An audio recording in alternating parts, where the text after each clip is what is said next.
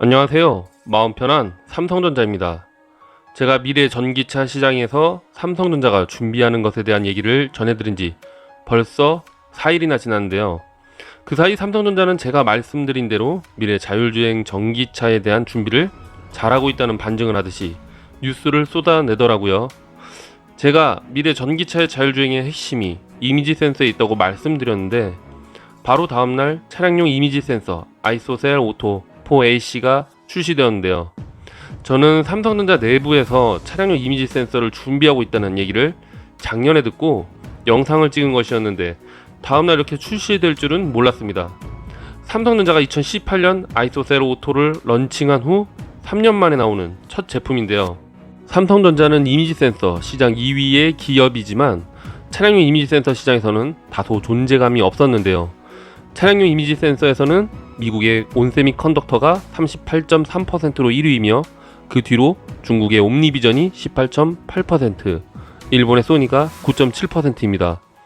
다소 이미지 센서 전체 시장과의 다른 그림이지만 소니가 향후 커질 이 시장에 대비하여 차기 제품의 박차를 가하고 있는 상황이죠. 삼성전자는 이미지 센서의 기술력을 앞세워 최첨단 코너 픽셀 기술을 적용한 아이소셀 오토 4AC를 출시한 것이죠. 이 기술은 극한 환경에서도 사각지대를 최소화하며 정확한 도로 주행 정보를 운전자에게 제공해 안전한 주행을 지원하고 픽셀마다 크기가 다른 포토 다이오드가 배치되어 고조도와 저조도의 환경을 동시에 인식할 수 있는데요. 어두운 터널이나 지하 주차장 출구처럼 밝기 차이가 큰 환경에서 노이즈를 최소화하여 선명한 HDR 영상을 실시간 제공할 수 있는 것이죠. 사실 삼성전자와 소니가 업계 최고의 이미지 센서 기술을 가지고 있지만 이처럼 자동차 시장에서는 힘을 못 쓰는 이유는 힘을 안 쓰기 때문인데요. 일반적인 스마트폰, PC, 카메라 등에 쓰이는 것보다 내구성이 매우 강해하기 때문이죠. 한여름에는 차량 내부 온도가 70도 이상까지 치솟기도 하며 겨울철에는 영하 20도까지 떨어지는데 이것은 우리나라의 기준입니다.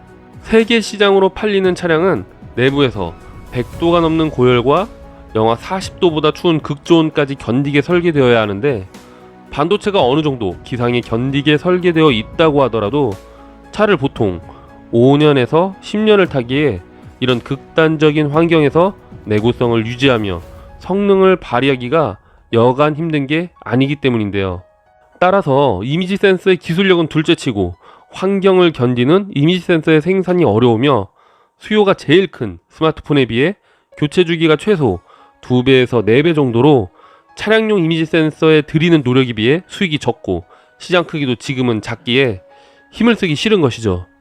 하지만 미래 자율주행 전기차의 시대가 코로나19로 인해 더욱 빠르게 다가오고 있는 상황에서 삼성전자와 소니는 시장을 압도할 수 있는 차량용 이미지 센서를 만들기 시작했고 삼성전자의 최초의 성과가 바로 이 아이소셀 오토 4AC인 겁니다. 심지어 아이소셀 오토 4AC는 이미지 센서로는 세계 최초로 차량용 부품 신뢰성 평가 규격인 AEC Q100 인증을 받은 제품으로 영하 40도부터 영상 120도에 이르는 극한 환경에서 안정적으로 작동하는데요. 차량용 이미지 센서 시장의 규모는 2024년 21억 5천만 달러, 한화로 약 2조 4,630억 원에 달할 전망입니다.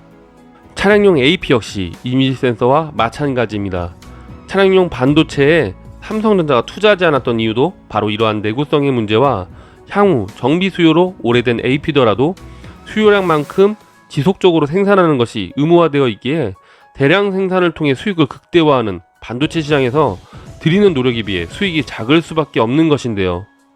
비메모리의 정점에 서 있는 TSMC조차 이것을 알기에 소규모로만 생산을 했던 것이고 비메모리의 시장에서 미친 존재감을 보여주는 TSMC와 그에 도전하고 있는 삼성전자에게는 외면받을 수밖에 없는 상황이었죠. 특히 억 단위의 수요가 예측되는 모바일 AP에 비해 자동차 시장에서 베스트셀러라고 해봤자 몇백만 대이기에 그동안 사실 외면하고 있었던 것입니다. 그러나 삼성전자는 2018년에 엑시노스 오토를 런칭하고 꾸준히 자동차 AP를 업그레이드하며 라인업을 늘려왔습니다. 처음에는 반신반의했던 차량용 반도체 시장에서도 2019년에는 엑시노스 오토 8890을 아우디 A4에 탑재되면서 존재감을 드러냈는데요. 그리고 그 결실이 7월 14일 아우디에 이어 폭스바겐의 차량용 반도체 공급 계약을 성사시켰습니다.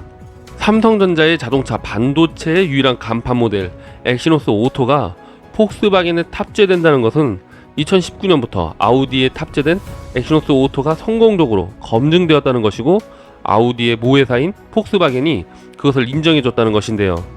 폭스바겐이 삼성전자의 엑시노스 오토를 쓴다는 것은 단순히 공급 계약에 따른 수익보다 더 큰 의미를 가집니다. 다품종 소량 생산의 정점에 서 있는 차량용 반도체 시장에서 엑시노스 오토라는 이름을 제대로 각인한 것인데요. 마치 삼성전자 AP를 구글폰에 탑재되고 이미지 센서가 샤오미에 탑재되거나 아이폰이 삼성전자의 패널을 사용하는 것과 같은 효과인데요. 폭스바겐 그룹은 명실상부 자동차 업계에서 알아주는 선두 그룹이죠. 폭스바겐만 들었을 때의 느낌은 다소 느낌이 좀 없을지 모르는데, 그 밑에 계열사는 생각보다 거대합니다. 벤틀리, 아우디, 포르쉐, 람보르기니, 부가티, 스코다, 세아트 등 이 모든 기업을 거느리고 있는 게 폭스바겐입니다. 오히려 모회사가 자회사에 비해 경쟁력이 더 없어 보일 정도이죠. 아우디에서 먼저 쓰고 폭스바겐에서도 쓴다. 그것은 이 계열사 또는 이 계열사 내 어떠한 차종으로 확장성을 가지는 비즈니스이기에 매우 좋은 소식입니다. 사실 거대한 반도체 시장에서 작은 시장이고 그 중에서도 매우 미미한 계약일 수 있지만 첫 술에 배부르겠습니까? 한 발 한 발 딛는 삼성전자의 행보 중에서 제대로 내딛는 일보 전진이 아닐까 생각합니다.